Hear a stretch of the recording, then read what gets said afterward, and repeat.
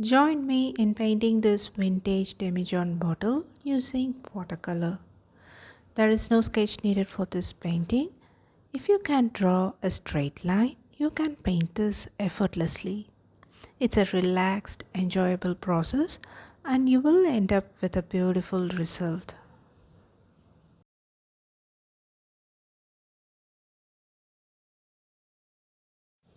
I start by wetting the entire paper. Then I'm going to use Jedi Genuine to paint the background. It's a granulating pigment, so it gives a nice texture. If you don't have it, you can use sap green instead of Jedi Genuine.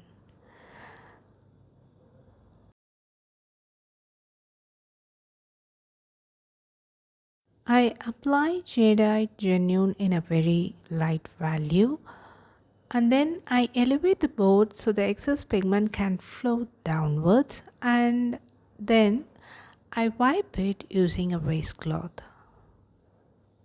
After that, I allow the paper to dry completely.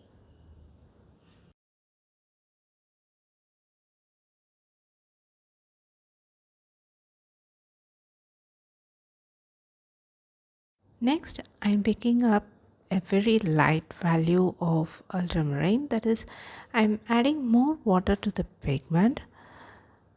Then I draw two horizontal lines as you see in the video. The longer line is the widest part of the bottle and the shorter line is the base of the bottle. While drawing those lines, we should make sure that both lines are centered so the bottle stays straight. Next, I connected those lines to form the bottom shape of the bottle. I leave a small area on the right side for the highlight and fill the rest with a light value of ultramarine.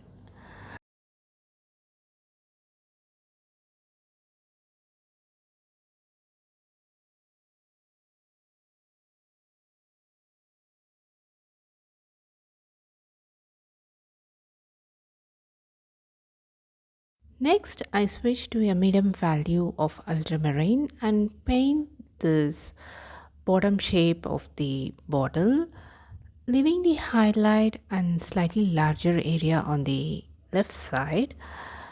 And I will explain about that in few moments.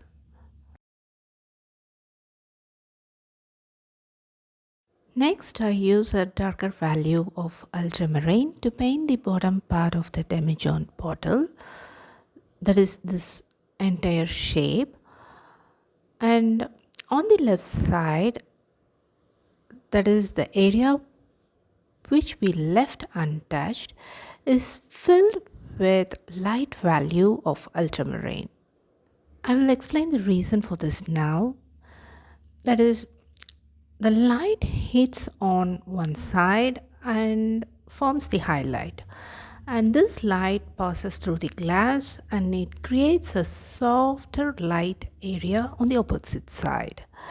That's why this left side appears lighter instead of dark. Next, I drew two vertical lines just above the horizontal line and I connect them to form the upper part of the bottle. Then I fill this section with a light value of ultramarine, leaving a small highlight at the neck as you see in the video. Next, I switch to a darker value of ultramarine to paint the upper part of the bottle.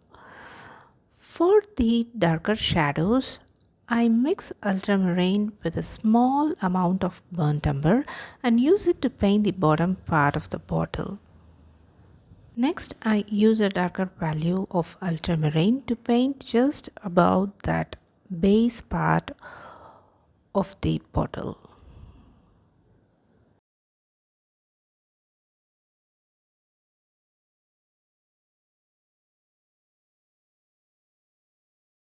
Next, I'm going to paint the mouth of the bottle.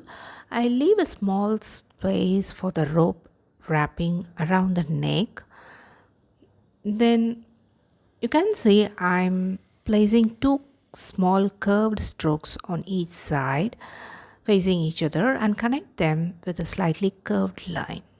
I leave a small highlight on the right side as you see in the video.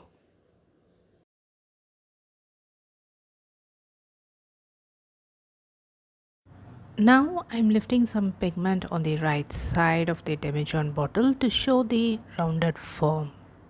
Next, using a light value of burnt umber, I paint a few curved lines to suggest the twine wrapping around the neck. Then I use a darker value of burnt umber on the right side.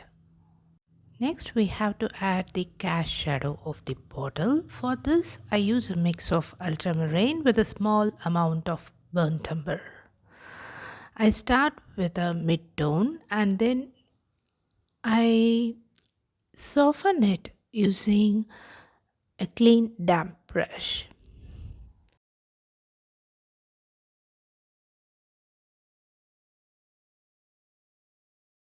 Now I add a darker value under the bottle. This creates a natural transition from dark to light in the cast shadow.